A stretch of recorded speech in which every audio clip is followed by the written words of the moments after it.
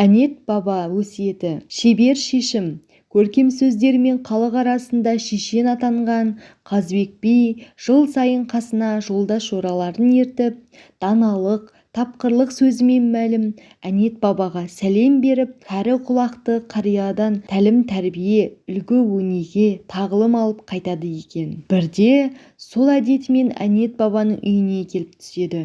Қарт бұрынғыдан әжептәуір қартайып қалса да сыр білдірмейді. Қазыбектің жора жолдастарын өзін жақсы қарсы алып, мал сойғызып, қазан көтереді. Сол ауыл маңындағы қариялар, жайсаңдар жиналып, әңгіме-дүкен құрады.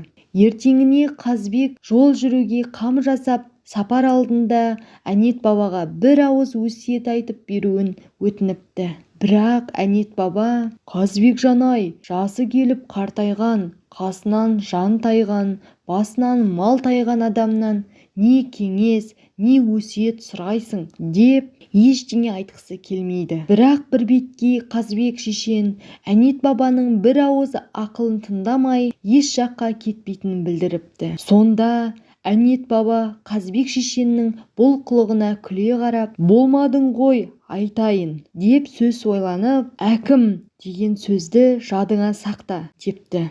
Қазыбек әнет бабаға ризашылығын білдіріп, жора жолдасының қасына ертіп, еліне қайтады. Ол жол-жөнекей өзімен еріп келе жатқан көршілерінен: «Әнет бабаның қандай өсиет айтқанын ұқтыңдар ма?» дейді.